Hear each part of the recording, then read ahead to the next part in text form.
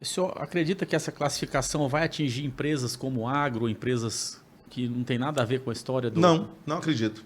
Não acredito. Acho que o cidadão de bem não tem nada a temer, as empresas do Brasil que trabalham corretamente não tem nada a temer. Quem vai ter que temer são fintechs que fazem essa lavagem, são bancos que fazem essa lavagem.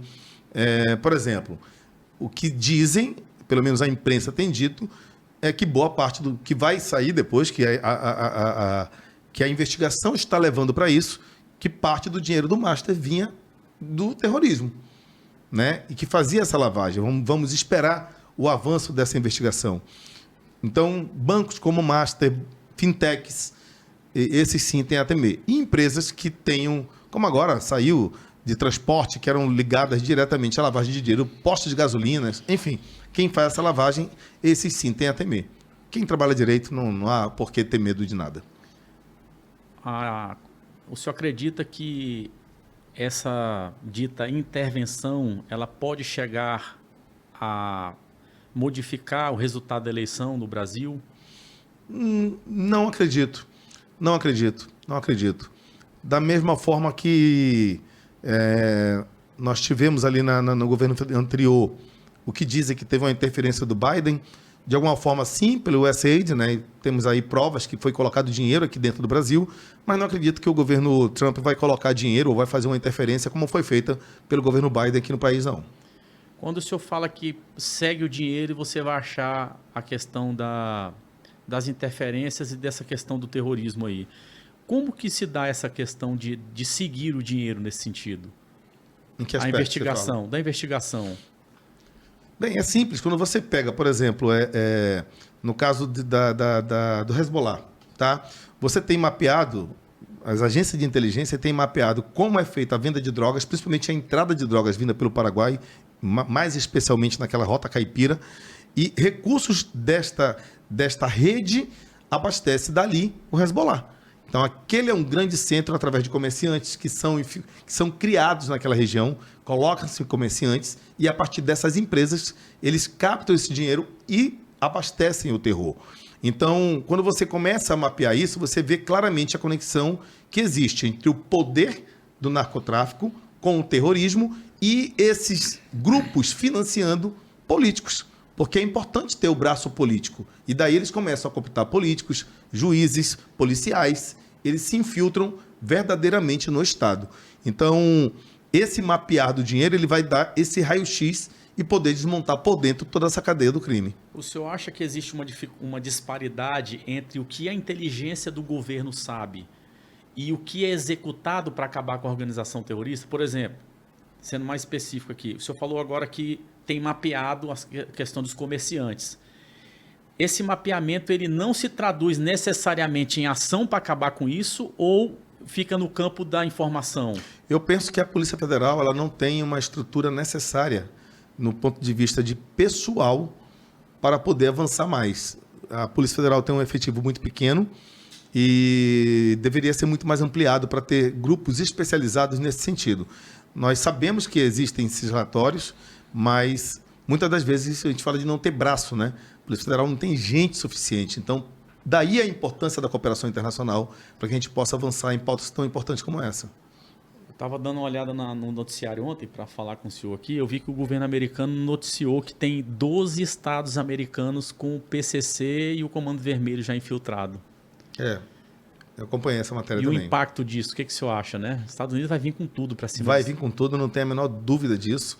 E independente do governo, seja de direita, seja de esquerda, se não colaborar, vai ser independente. Eles vão fazer o trabalho deles porque eles não vão deixar o país deles afundar com uma infiltração tão forte como está acontecendo por essas organizações. Não vai deixar. A gente vê nas operações que o senhor praticava, né, que o senhor estava atuando lá no governo, a questão do crime, a apreensão de arma. Por que o senhor acredita que a Amazônia é importante para esse corredor aí? Porque é simples, é a questão...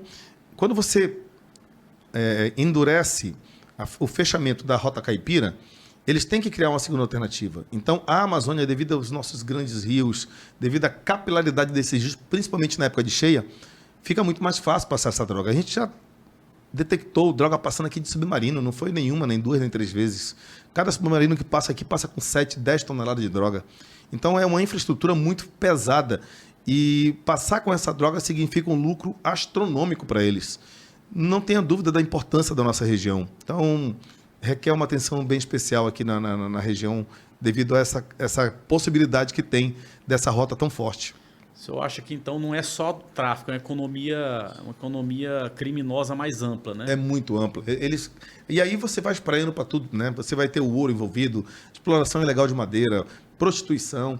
E olha, é uma pena, porque você chega no interior do estado, que era um estado pacato, e você vê pela própria inanição do país, né? É o abandono do país em relação ao Amazonas. Muitas das vezes as pessoas não se apercebem da falta que faz a BR-319. Porque essa BR ela poderia trazer mais desenvolvimento para o nosso estado. Você vai no interior do estado, ou você é funcionário da prefeitura, ou trabalha num pequeno comércio mesmo. A agricultura tem dificuldade de escoamento devido às distâncias, tudo é muito caro, a logística é absurdamente cara. Olha, para você patrulhar, tem estudos já, inclusive publicados no Fórum Brasileiro de Segurança Pública. Qualquer estado do Brasil, para você patrulhar 500 quilômetros, gasta-se em torno de R$ 278. Aqui no Amazonas, a mesma distância chega a R$ 3.600. Olha o quanto é complexo, né? Por quê? Porque lá fora você coloca combustível num carro e é fácil. Aqui é lancha. Então aqui o custo é muito mais alto para o policiamento. E nessas regiões nós vemos um IDH baixíssimo porque não tem interesse do Brasil em desenvolver a economia, em desenvolver a qualidade de vida. Logo, se torna muito mais vulnerável para captar e para cooptar jovens para serem usados nesse tráfico. Coronel, Manaus, nesse contexto que a gente está conversando, lavagem de dinheiro, organização criminosa, é apenas um centro de passagem ou existem operações em Manaus referente a isso? Existem operações em Manaus referente a isso. E se você perguntar por que vocês não conseguiram avançar tanto, nós compramos ferramentas tecnológicas para isso, mas leva um tempo de maturação. Daí eu ter falado mais cedo do quanto seria importante um centro de cooperação onde tivesse COAF, onde tivesse Polícia Federal e as forças estaduais envolvidas nisso. Nós temos, por exemplo, aqui no Amazonas, uma rede muito complexa atuando hoje no crime digital. Seja por fraude, seja por estelionato, ou seja por lavagem de dinheiro. Hoje é uma rede bastante grande e complexa atuando aqui. A Polícia Civil já começou a ter especialização nesse sentido, já está avançando nesse sentido, mas você percebe que quando a gente fala de cooperação, a coisa não acontece. Não acontece. É lindo o discurso de político de Brasília. É a coisa mais linda do mundo. Não, nós vamos criar um centro de cooperação na Amazônia e isso vai trazer um benefício para a sociedade. Quando você vai na prática, quem está na ponta é a Polícia Civil e a Polícia Militar. A Polícia Federal, volta a ressaltar, por falta de efetivo, é um absurdo o que fazem com a nossa Polícia Federal no Brasil. Se fala tanto em segurança pública e faz um concurso para colocar 1.000 policiais, não dá. Então você tem que qualificar, você tem que valorizar e tem que ter gente para poder operar. O senhor acredita que essa medida, o cidadão manauara, lá do Jorge Teixeira, lá da Zona Norte, ele vai, se for implementado, ele vai sentir o efeito disso, positivo? A curto prazo, não. A curto prazo, não. Isso é uma ação que isso vai levar muito tempo para nós podermos sentir algum tipo de mudança. Está muito enraizado, eles estão são realmente organizados, infiltrados em várias áreas e não vejo a curto prazo grandes resultados. Espero, sinceramente, que um outro governo brasileiro possa abraçar essa causa e criar realmente um sistema que possa colaborar, que possa cooperar e a gente ter força política para começar a mudar esse cenário. Mas não vejo nenhuma mudança com menos de 5 a 10 anos no Brasil acontecer. O senhor sabe que existe a separação, né, das pautas que um deputado federal pode tratar, um deputado estadual. Sim. Se o senhor tivesse como um deputado estadual, por exemplo, qual plataforma o senhor iria atuar para poder ajudar esse cidadão manauara que vê tão comprimido ali na questão do crime? Pois é, então, você sabe que a legislação penal ela é toda federalizada, né? Então tudo vai se tratar em Brasília, na Câmara e no Congresso. Então você não vai ter muita coisa a ser feita por um deputado estadual. E eu vejo muito deputado estadual prometendo segurança pública de maneira vazia, não é assim que funciona. eu vejo de outra forma. Eu vejo que a forma como o deputado estadual pode colaborar é trazendo projetos que a gente possa gerar, por exemplo, turismo, que a gente possa fortalecer a geração de emprego e renda, que a gente possa fortalecer o empreendedorismo, que a gente possa trabalhar para trazer indústria para cá. Isso um deputado estadual pode fazer. E vai refletir lá na frente na criminalidade, né? Exatamente. Quando eu estive no sistema penitenciário, nós criamos um projeto muito importante que foi o Trabalhando da Liberdade. E a lógica dele era muito simples. Você pega um preso que estava ali encarcerado e precisava ter uma alternativa e cria-se um projeto onde você vai qualificá-lo para ele poder trabalhar. Hoje, mais de 1.800 presos trabalham no sistema penitenciário.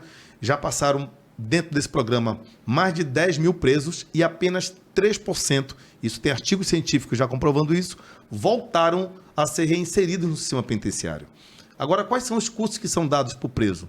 Limpeza de ar-condicionado, hidráulica, elétrica, pedreiro, auxiliar de pedreiro. Eu costumo dizer que são cursos que nós não perguntamos quem são esses profissionais que nós estamos contratando.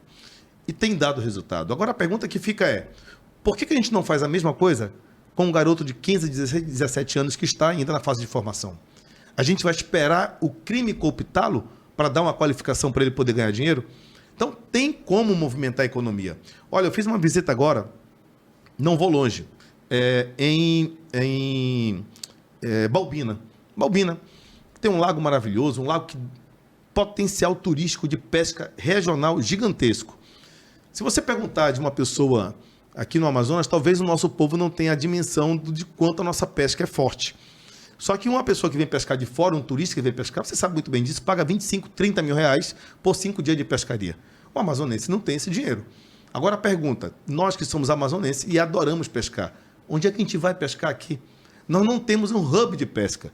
Então, imagina, Purupuru, que é aqui perto, imagina Presidente Figueiredo, através de Balbina, você fortalecer essas comunidades para ter uma pousada de qualidade, para ter restaurante de qualidade. Não é para absorver só quem está de fora, absorver o nosso povo. Não tem. O próprio Presidente Figueiredo, gente, você vai em Presidente Figueiredo, não tem nada que atraia nós que somos daqui. Você vê o Eduardo Gomes lotado todo feriado, porque o amazonense prefere comprar uma passagem antecipada a um ano antes para pagar R$ 1.500, R$ 1.400 e ir para Fortaleza, e ir para o Nordeste, e ir para o Rio de Janeiro, do que ir para um município do nosso interior, porque nós não estamos preparando o nosso interior para receber o turismo regional.